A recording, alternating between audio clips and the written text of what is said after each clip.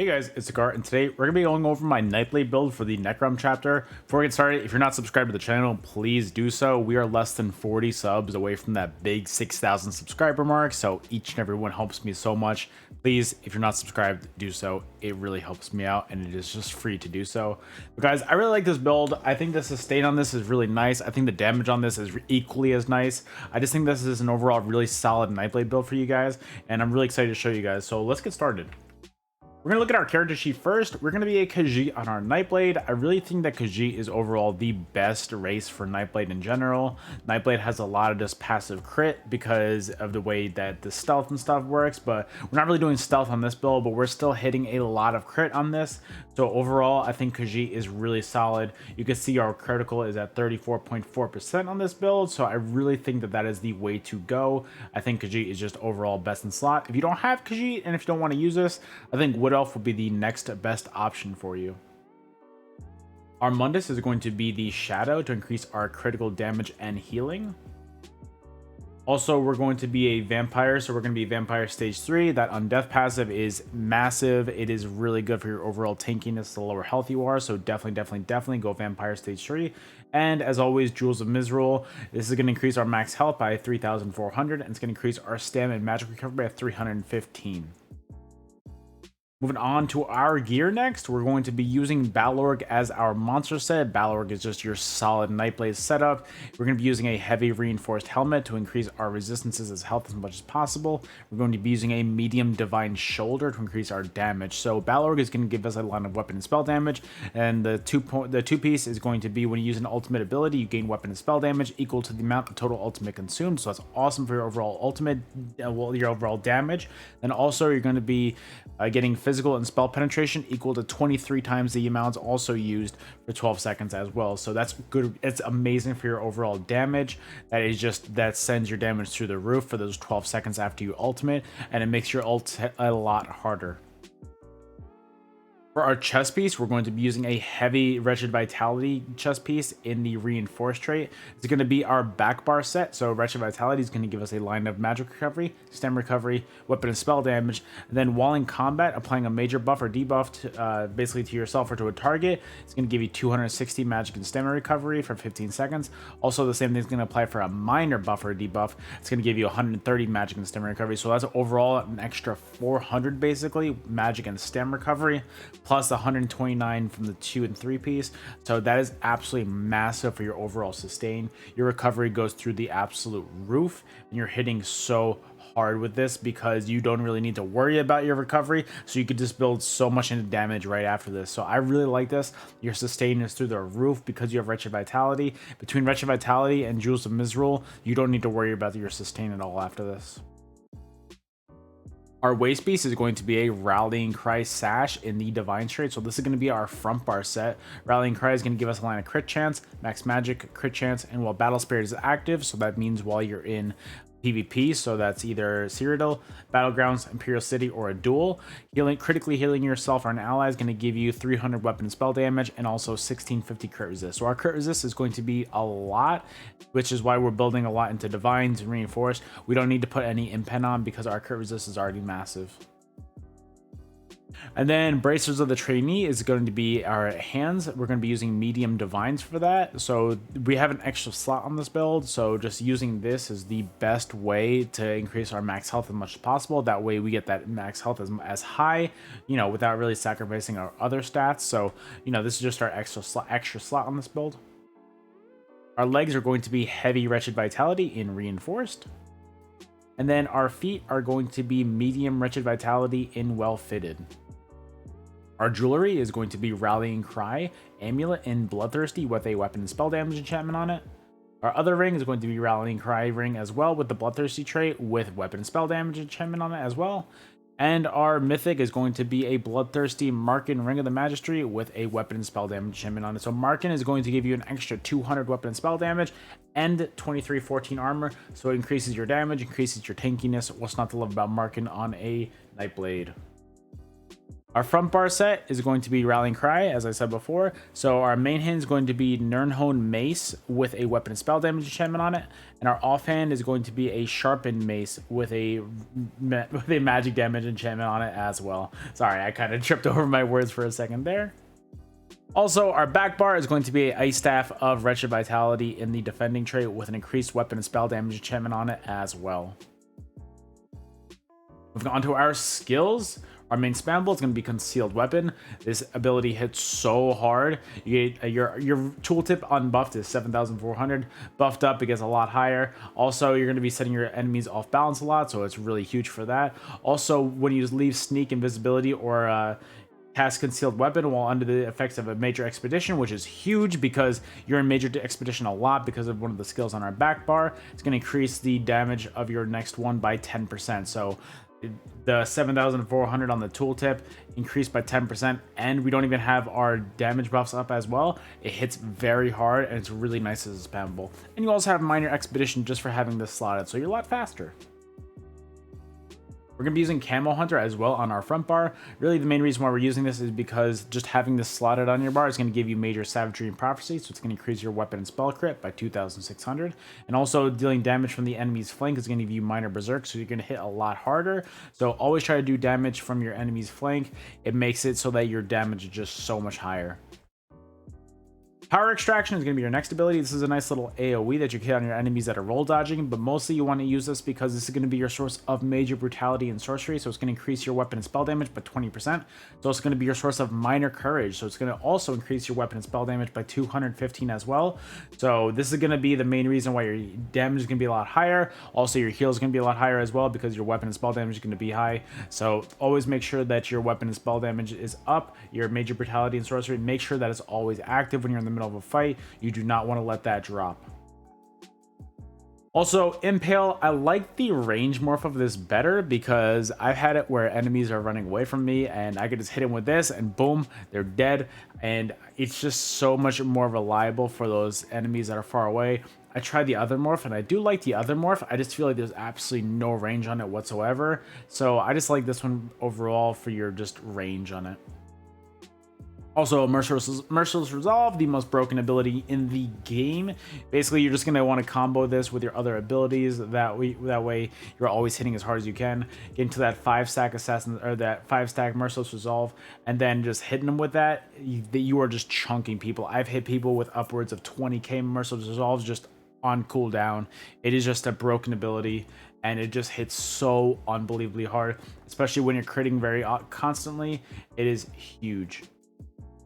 And then Soul Tether. I go back and forth between using Soul Tether and Incap a lot, but lately I've been liking Soul Tether. It's just so nice for your overall AoE damage, especially when you're 1vxing. That way you can kind of CC everybody in sight. That way, you know, if you want to target somebody, you can hit everybody and everybody CC'd, and you can just go for that target that you want. And it's just really nice because you don't have to take damage during that few seconds, and it's just great for your overall damage. It's a nice combo to hit with your, you know, Soul Tether, Merciless Resolve proc. It is just, it's insane the amount of damage that these two abilities do together. And then on our back bar, we're going to be using Leeching Strikes. This is great for your sustain, but I really like it for your healing as well because I'm weaving light attacks constantly in fights. So this is great for your overall healing between Resolving Vigor and then Refreshing Path. Those two heals are nice, but also using Leeching Strikes to get your heals up even more is huge, and I definitely recommend keeping this on your bar, even though your sustain is going to be very high with Wretched Vitality. Phantasmal Escape, this is going to be your source of Major Evasion, so this is going to reduce your damage from AoEs by 20%. Also, it's going to be your snare removal, so you don't really need to worry about snares for 4 seconds. And also, what I think is really cool about this ability is while you take damage, you're gonna reduce the cost of your next roll dodge by 10% and up to a maximum of 100%. So after, what is that, 5 seconds, if you're taking direct damage every 0.5 seconds for 5 seconds, your next roll dodge is free, so that's huge for your sustain. And then Resolving Vigor, this is going to be your main 5-second heal over time. And then also on top of that, you're going to get Minor Resolve, increasing your physical and spell resistance by 3k for 20 seconds. And then Healthy Offering, this is going to be your burst heal. This heal hits so hard. So when you're taking too much damage and your heals over time are not cutting it, hit this ability, boom, right back to full health. And on top of that, you're going to get Minor Mending afterwards for 10 seconds. So it's going to increase your healing done by 8%. So after you hit this, make sure your Resolving Vigor is going, and you're going to be hitting a little bit harder for your heals. And it's just a really nice combo. Also, Refreshing Path, this is going to be our last bar. This is going to be our last ability on our back bar. So this is going to be a nice little heal for you every second. But also on top of that, you're going to get Major Expedition. So that's going to be what buffs your concealed weapon. You're also going to be getting Minor Endurance and Minor Intellect. So it's going to increase your stamina and magic recovery by, 15%. So that's also huge for your overall sustain. But overall, it's just a really nice ability that heal over time. The Minor Endurance and Minor Intellect is really good for your sustain. But the Major Expedition, making sure that you're hitting a lot harder for your concealed weapon, make sure you have this active at all times.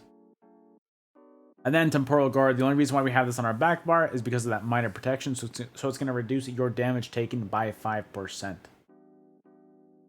Moving on to our champion points, our blue slotables are going to be Fighting Finesse, Master at Arms, Focus Mending, Wrathful Strikes.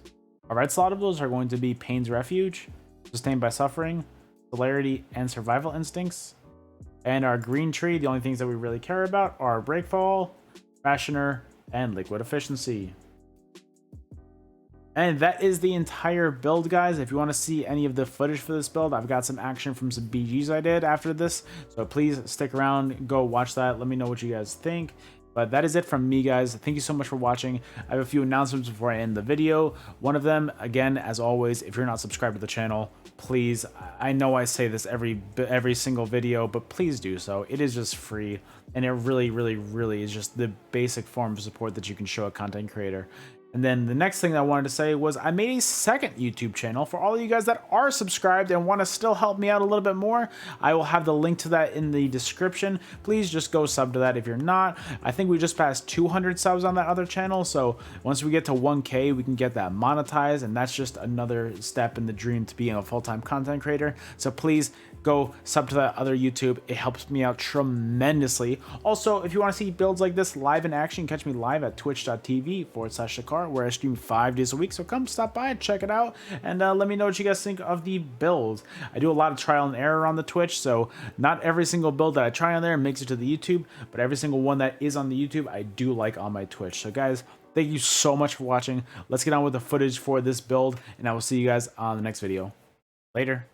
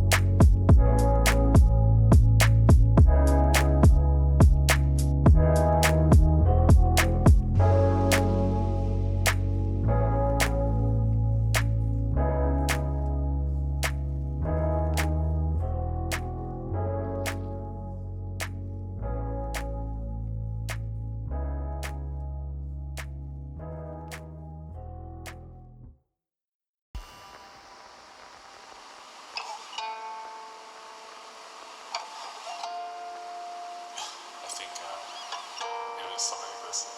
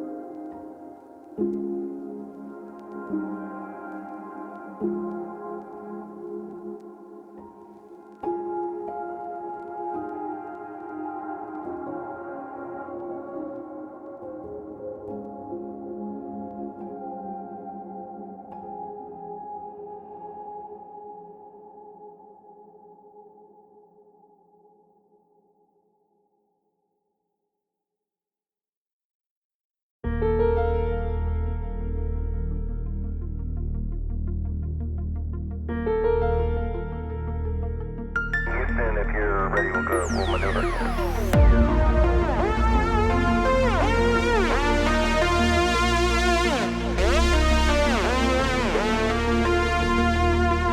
Reaching out.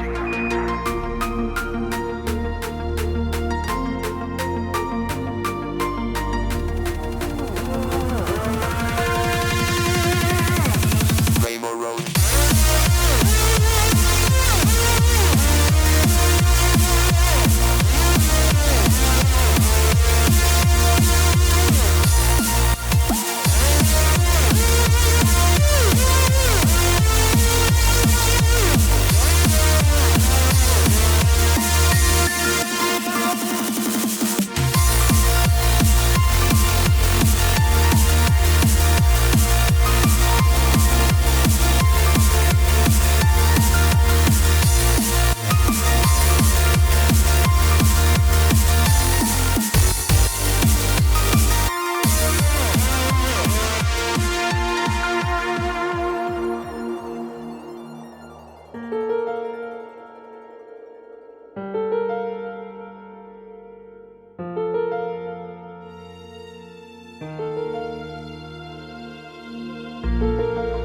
There is no place and no moment in history where I could stand and say, oh, it begins here, now.